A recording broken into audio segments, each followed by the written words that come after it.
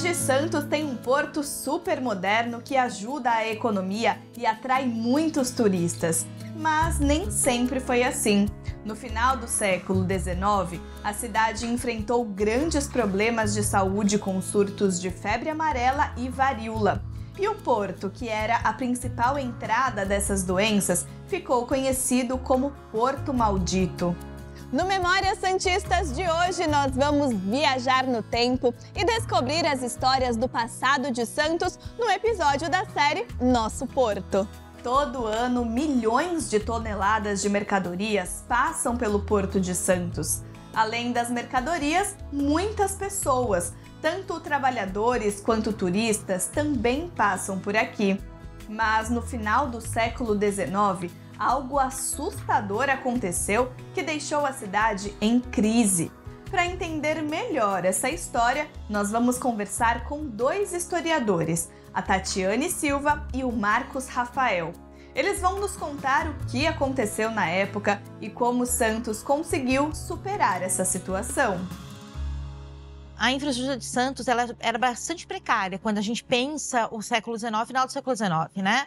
Porque a gente está pensando numa cidade que vem de um período colonial, um porto que não foi um porto de grande importância, né, para o país, mas que vai receber importância a partir de então. E a gente tem que lembrar que Santos é uma área muito irrigada, é uma área de mangue. Significa muita água parada. Significa que Santos não é uma cidade fácil de se viver. Além disso, a gente está tendo nesse período do século XIX um crescimento populacional muito grande.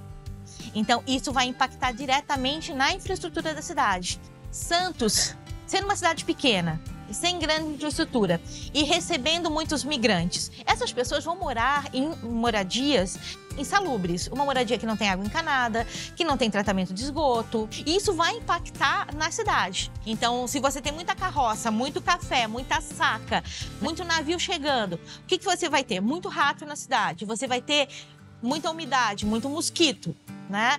Isso faz com que a cidade não seja um lugar salubre. Então, Porto Maldito, por quê? Porque chegar aqui, sobreviver aqui era muito difícil. Porque as doenças estavam em todo lugar. Que doenças eram essas? Então, a gente tem a febre amarela, a peste bubônica, varíola, sarampo, né? E por aí vai. A gente tem inúmeras doenças. Todas essas doenças eram conhecidas como pestes. Então, essas doenças, elas chegam, né? Elas são trazidas pelo porto ou por transporte de mercadorias mesmo interno, né? E essas doenças vão fazer uma vitimização muito grande da população, porque não se entendia como é que isso era transmitido.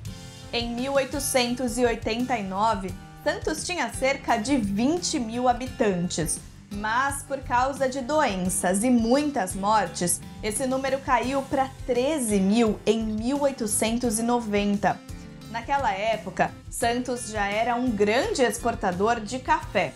Mas a crise de saúde afetou muito a economia da cidade. A história de Santos está intimamente ligada ao café no século XIX. E Santos vai começar, a partir ali da segunda metade do século XIX, a receber aquele café produzido no oeste paulista. Com o passar do tempo, né, a terra vai se esgotando, então a gente vai tendo uma procura por novas áreas de cultivo. Essa região que, né, uma região rica com solo, né, com muitos nutrientes, vai produzir, então, a partir de então, esse café que vai ser transportado para Santos via a ferrovia Santos-Jundiaí, que é inaugurada em 1867.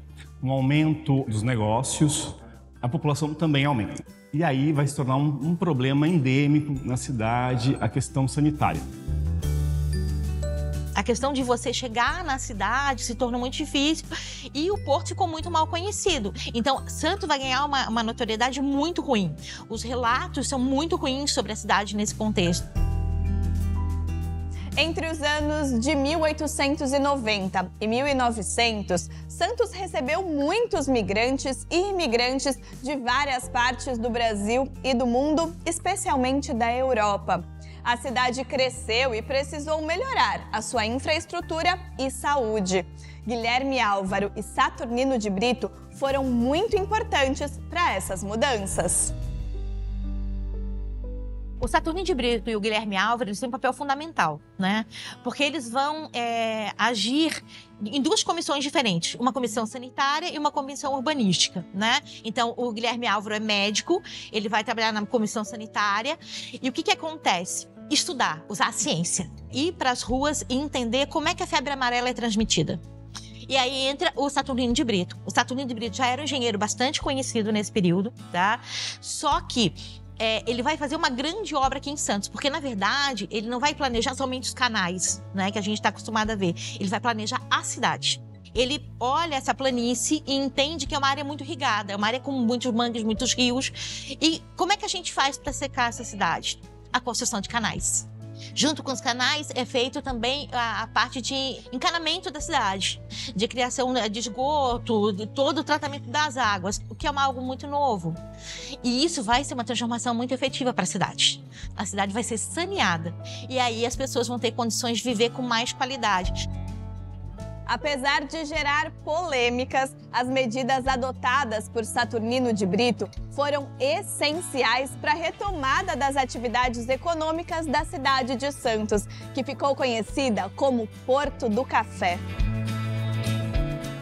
Com o declínio da zona cafeira do Vale do Paraíba e a expansão da zona aqui para o oeste paulista, né, região que pega Campinas, a Rio Claro, Campinas, a Rio Preto, nós temos então um aumento do escoamento da produção de café, da produção cafeira para Santos, né, via a Estrada de Ferro Santos-Jundiaí, e com isso então Santos vai se tornando aos poucos o principal porto de escoamento do produto.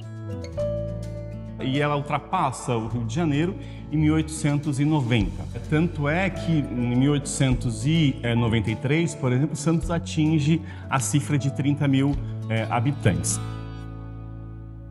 Se no século XIX o Porto de Santos era conhecido como Porto Maldito, hoje é um importante motor econômico do Brasil, responsável por mais de 25% do comércio exterior do país. Eu espero que você tenha gostado de conhecer mais sobre a história de Santos e do seu porto. Eu continuo navegando por aqui e a gente se encontra no próximo episódio. Tchau, tchau!